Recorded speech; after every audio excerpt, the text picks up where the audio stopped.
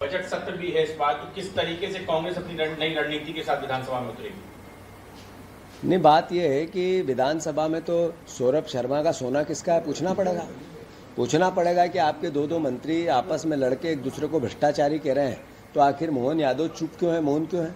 पूछना पड़ेगा ना कि वचन पत्र का क्या हुआ। पूछना पड़ेगा कि आपके प्रदेश में सबसे ज़्यादा बहनें गायब हो गई, बलात्कार उनका होता है, ये विधानसभा में नहीं पूछे कि सबसे ज़्यादा कर्ज क्यों लिया आपने, क्यों नहीं पूछे कि आप इतना बड़ा एक कर्ज लेके राजनीतिक अय्याशी करती है सरकार, तो इसका दोषी कौन है?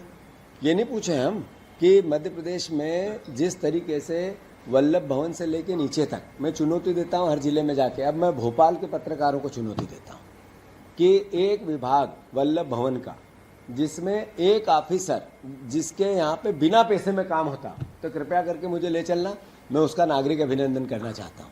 और जिसको आप ला दोगे उसका सार्वजनिक साधुवाद भी दूँ। तो करप्शन का दूसरा नाम है मोहन सरकार, करप्शन का भ्रष्टाचार का दूसरा नाम है बीजेपी। चल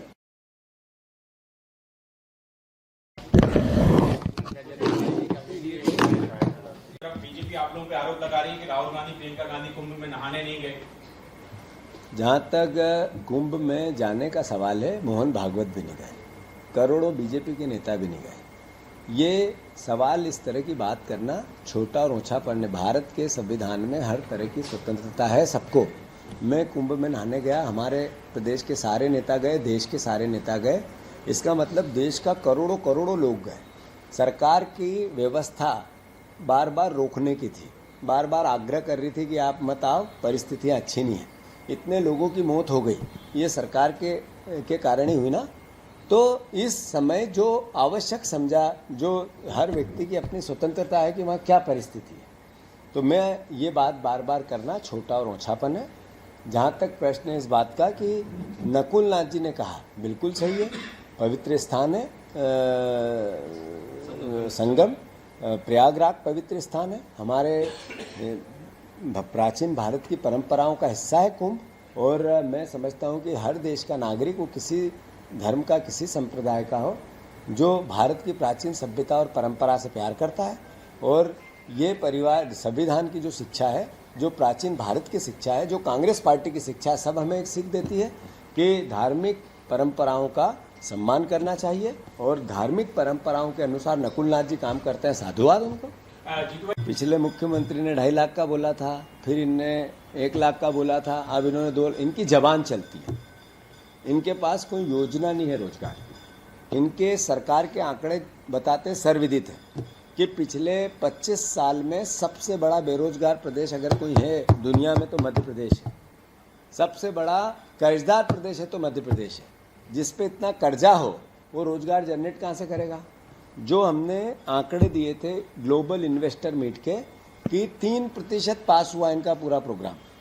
एक बार, इतनी बार 50 बार दोनों मुख्यमंत्री विदेश गए, 50 बार में 3 साल 4 साल में विदेशी निवेश के नाम पे 0।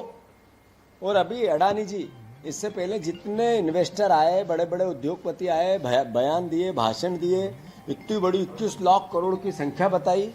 और अल्टीमेटली मैंने जब लोगों से पूछा जिन्होंने अपना कि हम भी इन्वेस्ट करेंगे, तो उन्होंने कहा कि हमें बोला गया था सरकार से, इसलिए हमने कर दिया। मतलब आंकड़े बनाना। तो जो झूठ के बैसाखी पे चलना चाहते हैं वो रोजगार जनरेट नहीं कर सकते। फिर मोहन यादव जी को चेतावनी देना चाहता हूँ, अगर आपने इस बार 3100 धान के और 2700 गेहूं के दाम नहीं दिए तो कांग्रेस का कार्यकर्ता आपके अधिकारियों से 2-2 हाथ करेगा। और हर मंडी में कांग्रेस का कार्यकर्ता इस लड़ाई को, किसान की लड़ाई को लड़ेगा। सर, मुख्यमंत्री जी कह रहे हैं कि 2,70,000। मैंने विदिशा के कार्यकर्ताओं की भावना को ध्यान में रखते हुए वक्तव्य दिया। जो कार्यकर्ताओं ने कहा कि उस समय जो कांग्रेस माँ जैसी कांग्रेस को धोखा देके गए, अब उनको वापस पार्टी में नहीं लेना है। तो जो कार्यकर्ताओं की भावना, वो मेरी भावना। जितु भाई, अभी आपने नीचे कार्य यादव जी ने कहा कि हम 2600 में इस वर्ष गेहूँ खरीदेंगे। धन्यवाद उनको कि उनको सद्बुद्धि आई, पर वादा तो 2700 का था, 3100 के धान का भी था, 3000 बहनों का भी था, 450 के गैस सिलेंडर का भी था, 2.5 लाख नौकरियों का भी था, 6000 की सोयाबीन खरीदने का भी था। ये सब बातें करते हुए आपका वो वचन पत्र जो रामायण गीता जैसा था, आपने कहा रामायण और गीता जैसा वचन पत्र एक एक पूरा करूँ, आज 15 महीने में तो आपने एक अक्षर भी नहीं पढ़ा, तो सांप सूंघ जाता है क्या आपको? वो सारी बातें जो आपने वोट लेके कही थी और की नहीं। जहाँ तक गेहूं का सवाल है, अब 3500 का रेट चाहिए किसान के बेटों को, ये 2600 की जब आप बात करते हो, उस बीच में आपने खाद महंगा कर दिया, बिजली महंगी कर दी, ये डीजल महंगा कर दिया, मजदूरी महंगी हो गई। अरे किसान की लागत 1.25 गुना बढ़ गई। तो अल्टीमेटली ये किसको सिखाने की बात कर रही कि हम बढ़ा रहे हैं? एहसान नहीं कर रहे हैं आप। जल्दी से 2700 रुपये तो गेहूं का दाम दो और 3100 धान का दो, अन्यथा किसान के बेटे देख रहे हैं, जैसा सर पे चढ़ाया वैसे ही सर से उतारें।